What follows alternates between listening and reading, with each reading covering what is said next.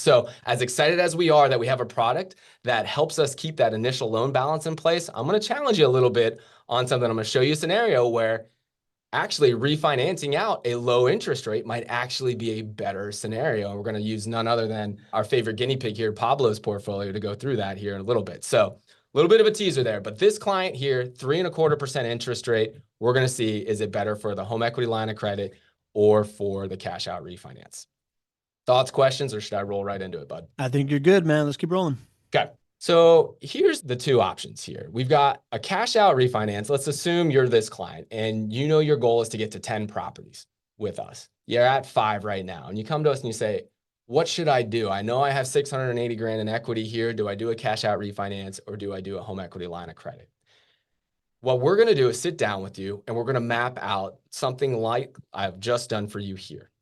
And ultimately, for us as financial engineers, we need to understand what are your goals, and then what is the lowest effective interest rate combining all of the loans together in order to help you make the best decision as to whether or not it's a cash out refinance or a home equity line of credit. And so for this client who has goals of getting to 10 properties, they want to use the equity they already have in the portfolio to reinvest to get there.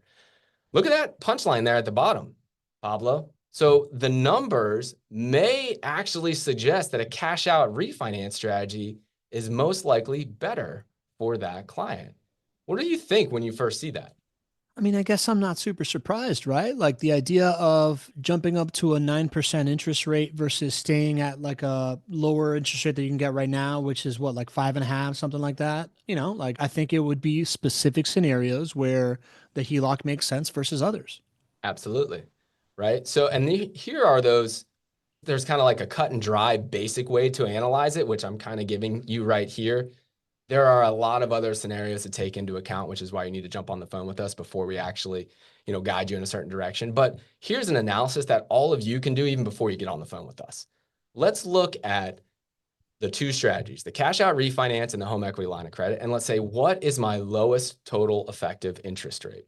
The lowest total effective interest rate means taking a weighted average of the two loans and seeing what is your interest rate going to be if I had to combine those and get the weighted average. Okay. So for the cash out strategy, it's easy, right? If he's going to get to 10 properties that are owned, his conventional loan balance would just be doing a cash out refinance for the original 5 and then using that money to then fund the purchase for the next 5. So all of it is a conventional loan. It's just a cash out refinance. And the current rates right now, clients are closing around 5.25% for JWB. So the analysis is really simple. That loan balance now is 1.5 million, of which is cash flow positive, right? And your effective loan interest rate is 5.25%. If we were to run the analysis for the home equity line of credit strategy and we took those same properties where he had that 3.25% interest rate on that first 5, he'd owe roughly about 700,000 on those first 5. And we said, okay, let's do the home equity line of credit. We would actually be doing him a disservice. He would have felt really good about keeping that 3.25% interest rate there. But ultimately, when you take the weighted average of this, you'll see that the effective interest rate for the home equity line of credit strategy is actually a little bit over 6.5. Got it. Is the total effective loan interest rate the key figure to understand before you decide on a cash out refi versus HELOC? There's more to it. It's the kind of the starter point, Okay. right?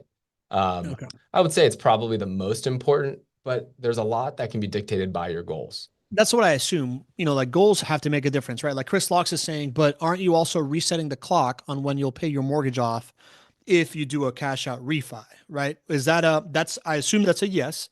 Then that also means, so then you also have to think about what your goals are and if like you have a certain moment in your life when you want to be completely debt free and stuff like that, right? Which is Yep. why you hop on the call with JWB. So you're thinking through the multiple factors of how this thing affects not just your cash flow, not just your net worth, but your actual goals of why you're investing with rental properties. Absolutely. Absolutely. There's a number of things to take into consideration, which is why I put there cash out refinance strategy is most likely better. right? So the fact that you'd be resetting the clock on these loans is a great point. So these loans are seasoned 3 years, right? So every month you make a payment on your loan, it amortizes and it gets farther along that amortization schedule, which basically means that the next month, that same payment happens, but more of it, you get credit for your principal going down. And so if a loan is seasoned 3 years, sure, there's 3 years of credit that you would have earned as far as more principal pay down is the way I kind of think about it. But it's not like it's 20 years seasoned, right? If it was 20 years seasoned, that payment every month is the same, but the majority now is going to principal. So it would be all things in a vacuum. If it was 20-year-old mortgage, it would be another thing to consider with JWB and say, hey, just because the effective interest rate is lower, does it really make sense for me to do the cash out refinance strategy? So great point. Exactly the type of conversation that we get to have on the phone with clients and with new clients. And I'll throw a couple other things that you should definitely be considering. These will go against a home equity line of credit.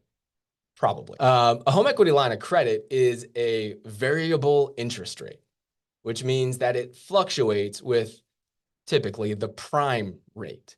So that 9.25% rate today could go up in the future, could go down in the future. Many people would think that it would be going down because we all assume that rates are going to go down, but we don't know. And so for a lot of folks, the unknown there, where it affects your monthly expenses, is kind of a negative for people.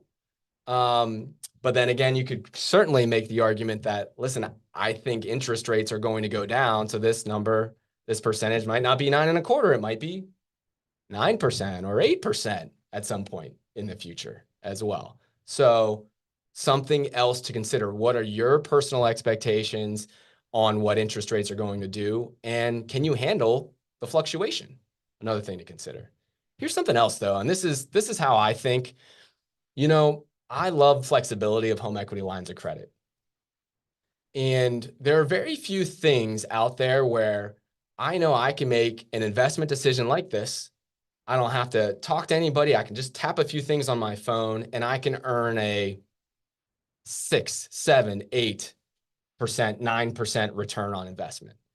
So one thing that I love about HELOCs is that, when I'm managing my own finances and I have more money in my bank account than I really need to have, one of the first things I do is I send that money off to go pay down my home equity line of credit.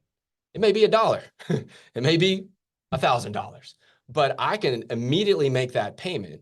And in essence, when I'm paying off a 9% investment or a 9% loan, I'm earning 9% on that money. And there just aren't a lot of options for you to make very low dollar amount contributions to your overall financial wealth. Normally you gotta make bigger decisions to earn 6, 7, 8, 9%. So that flexibility of being able to use very low dollar amounts and pay off your HELOC is something I like.